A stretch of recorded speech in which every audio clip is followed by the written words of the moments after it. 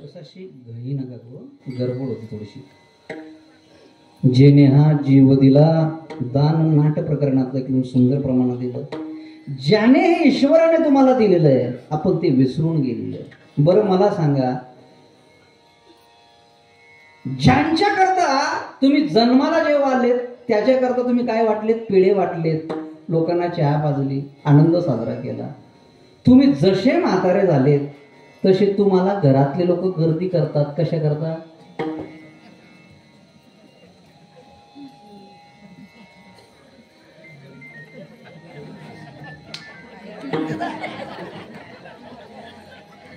होते की नाही?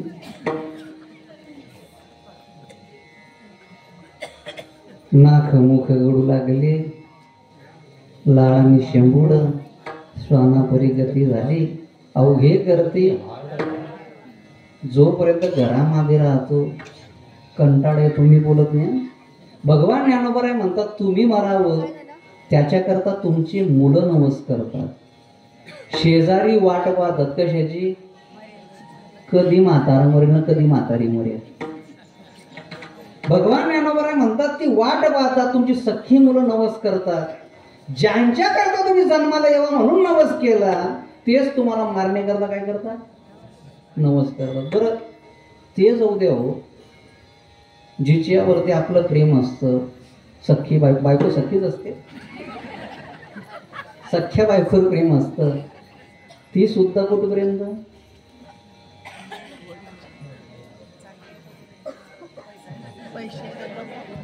सात तारखेला जर पगार नाही झाला ना 8 तारखेला चांगली बोलत नाही बोलत नाही. कबीरजी महाराज कहते अपना पल्लू का पैसा निकल गया तो कोई न मीठा बोले. आपल्याशी कोणी गोड बोलत नाही. जोपर्यंत चलते ना कुठपर्यंत? मित्र बंधु है केवल जलपान तक, परिवार के लोग बढ़ेंगे तो केवल स्मशान तक, बेटा भी अपना हक निभाएगा तो अग्निदान तक. कुठपर्यंत? इससे तो आगे भजन ही है साथी, भजन के बिना अकेला रहेगा. इससे तो आगे भजन ही है साथी, भजन के बिना अकेला रहेगा. इससे तो आगे ये साथी, भजन के बिना अकेला रहेगा, अकेला रहेगा. मित्र बंधु है केवल जलपान तक, परिवार के लोग बढ़ेंगे केवल स्मशान तक, बेटा भी अपना हक निभाएगा तो केवल अग्निदान तक. इससे तो आगे भजन ये साथी, भजन के बिना अकेला रहेगा. इससे तो आगे. जर सोबत येणार असेल तर फक्त तुमच्या सोबत काय येईल? विचारलं तुळशीदासजी महाराजांना. पुढे तुळशीदासजी महाराजांनी खूप सुंदर उत्तर दिलं. राम नाम चित्त धर तुरे पगले, राम नाम चित्त धर. तुळशीदासजी महाराज म्हणतात राम नाम चित्तामध्ये धारण कर. राम नाम जर चित्तामध्ये धारण केलं तर उत्तर काय दिलं तुळशीदासजी महाराजांनी? राम नाम चित्त धर तुरे पगले, राम नाम चित्त धर. अगला जन्मो पिछलो तेरो, दो जन्म सुधर तो. अगला जन्मो पिछलो तेरो, दो जन्म सुधर तो. राम नाम चित्त धर तुरे पगले, राम नाम चित्त धर. बाबा जर तू राम नामाचं भजन जीवनामध्ये केलं तर हाही जन्म तुझा सफल झाला आणि पुढे मिळणारा जन्म तुझाही सफल होईल. म्हणून त्याच्याकरता चित्तामध्ये तुझ्या सोबत येणारा जर काय असेल तर फक्त ईश्वराचं नामचिंतन येईल. मला सांगा, जीवनामध्ये प्रपंच चालवायचा असेल तर प्रपंच करता सुद्धा कशाची गरज आहे? नुसता पैसा असून उपयोग नाही. गरज कशाची आहे? वशिला सुद्धा पाहिजे. ज्याचा वशिला त्याचं पुत्र देखील काशीला. ज्याचा नाही वशिला तो कुठंच नाही. म्हणून काय पाहिजे? वशिला.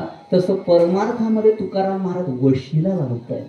वशीला कोणाकडे लावावा पहिल्यांदा त्याचीही परिपूर्ण ओळख असली पाहिजे तर वशीला लावून फायदा आहे, नाहीतर अपुऱ्याकडे वशीला लावून फायदा नाही. तोही अर्ध्यामध्ये ना आपणही अर्ध्यामध्ये. विठ्ठल विठ्ठल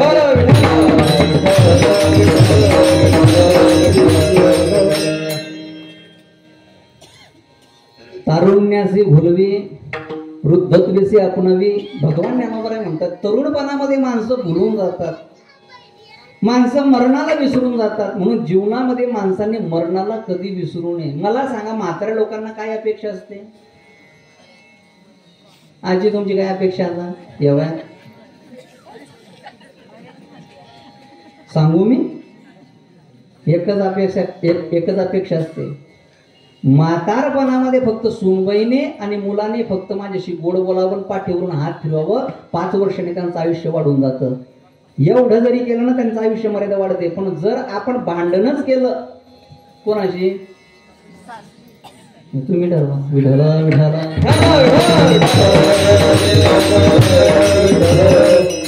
म्हणून आपल्या जीवनामध्ये दुसरी अपेक्षा काहीच नसते.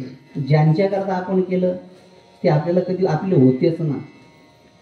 फक्त आपलं त्यांच्याशी नातं जोडलेलं होतं ईश्वराने.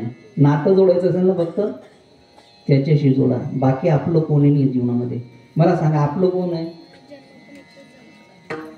आपलं कोण आहे?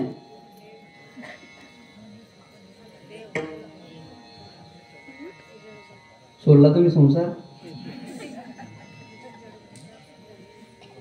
का सोडला नाही? संसारातले नातं आम्ही मायेच्या झाडामध्ये एवढे गुंतून गेले की संसाराचं नातं आम्हाला सोडत नाही. बाई जरी काही म्हटली तरी जावं असं वाटतं का? मी बोलत नाही, महाराजांचं प्रमाण आहे. खरं म्हणते कोणाला? बाईला मान खरं